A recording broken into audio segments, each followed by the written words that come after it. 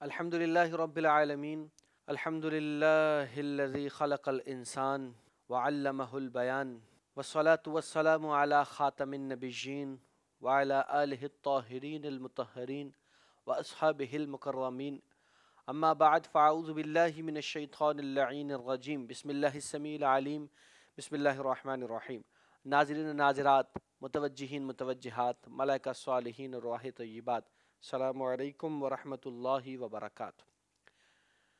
Programme سرکار کی باتیں آپ دیکھ رہے ہیں اور بڑی ہی پیاری کتاب حدیث رسول کی رشد و ہدایت سے حضور علیہ الصلوۃ والسلام کے پیارے پیارے فرامین ہم سن رہے ہیں۔ آج کی حدیث بھی بہت پیاری ہے۔ حضرت عبداللہ بن مسعود رضی اللہ عنہ سے روایت ہے، ختم نبوت کا موضوع ہمارا چل رہا ہے۔ حضرت عبداللہ بن مسعود رضی اللہ عنہ لوگوں سے فرمانے لگے، لوگوں تم حضور پر درود پڑھا کرو تو احسن انداز میں پڑھا کرو، کیونکہ تم نہیں جانتے کہ تمہارا درود باقاعدہ آقا علیہ الصلوۃ والسلام پر اسی طرح پیش ہوتا ہے۔ لوگوں نے عرض کی، حضرت وہ احسن الفاظ کیا ہیں، اچھے الفاظ کیا ہیں، آپ ہمیں سکھا دیجئے۔ تو حضرت عبداللہ بن مسعود رضی اللہ عنہ نے درود شریف کے مبارک کلمات سکھائے۔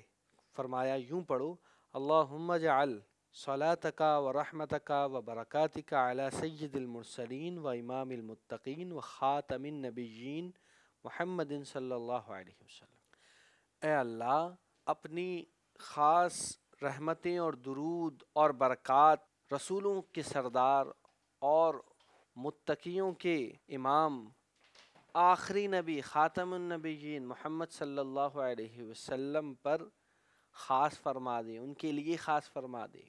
معلوم ہوا کہ آقا علیہ الصلوۃ والسلام پر درود احسن انداز میں، اچھے سے اچھے الفاظ میں پڑھنا چاہیے، اس لیے کہ حضور علیہ الصلوۃ والسلام خود ہمارے درود کو سنتے ہیں۔ اب درود چاہے درود ابراہیمی پڑھیے یا درود ابراہیمی کے علاوہ کوئی درود پڑھیے، صحابہ کرام سکھا رہے ہیں، معلوم ہوا کہ دیگر درود بھی پڑھ سکتے ہیں۔ مقصد حضور علیہ الصلوۃ والسلام پر رحمت کی دعا بھیجنا ہے۔ اور اسی طرح یہ بھی معلوم ہوا خاتم النبیین، یہ الفاظ بھی صحابہ کرام نے سکھائے اور درود میں سکھائے، اور یہ عقیدہ سکھایا کہ لوگوں یہ اچھے الفاظ کا درود ہے، یہ بہت اچھے الفاظ کا درود ہے کہ درود میں حضور کو آخری نبی کہا جائے۔ درود بڑی ہی محبت کے ساتھ پڑھنا چاہیے، اور اس بات کا بھی اس بات سے اقرار ہو گیا کہ حضور کی ختم نبوت صحابہ کرام رضی اللہ عنہم ان کا اس پر کامل ایمان تھا، اور وہ لوگوں کو یہ ختم نبوت سکھاتے بھی رہے۔ اللہ کریم سمجھنے کی ہمت و توفیق عطا فرمائے۔ اسی طرح دوسری حدیث حضرت عبداللہ بن عباس رضی اللہ عنہ سے ہے۔ آپ فرماتے ہیں رسول اللہ صلی اللہ علیہ وسلم نے ارشاد فرمایا کہ بے شک اللہ تعالیٰ نے مجھے 4 وزیر دے کر میری مدد فرمائی ہے۔ اب حضور نے کیونکہ وزیر فرمائے تو معلوم ہوا کہ حضور کی بادشاہت ہے، بادشاہ اللہ کریم بادشاہ کو وزیر بھی عطا فرماتا ہے۔ تو صحابہ کرام کہتے ہیں ہم نے عرض کی یا رسول اللہ صلی اللہ علیہ وسلم وہ 4 وزیر کون سے ہیں؟ تو آپ علیہ الصلوۃ والسلام نے فرمایا 2 وزیر آسمانوں میں اور 2 وزیر اللہ کریم نے مجھے زمینوں میں عطا فرمائے۔ آسمانوں میں وزیر کون؟ آسمانوں میں حضرت جبریل اور میکائیل علیہم السلام، اور زمین میں وزیر جو عطا فرمائے حضرت ابو بکر و عمر رضی اللہ عنہ۔ معلوم ہوا حضرات کہ آقا علیہ الصلوۃ والسلام کی سلطنت آسمانوں اور زمین سب پر ہے، اسی لیے آسمانوں میں بھی 2 وزیر ہیں اور زمین پر بھی 2 وزیر ہیں۔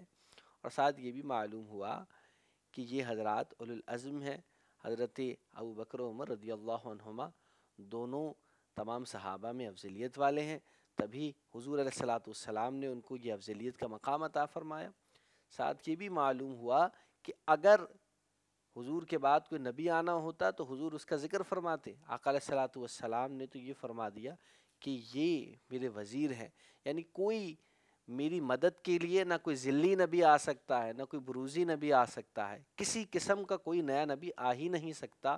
اللہ نے مجھے مدد کے لیے یہ 4 وزیر آسمانوں اور زمینوں میں عطا فرمائے ہوئے ہیں۔ اس سے ختم نبوت کا عقیدہ پختہ ہوتا ہے۔ اللہ کریم سمجھنے کی ہمت و توفیق عطا فرمائے۔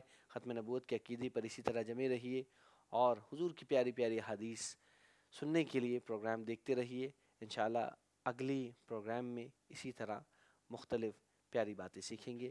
مع السلام و الاکرام۔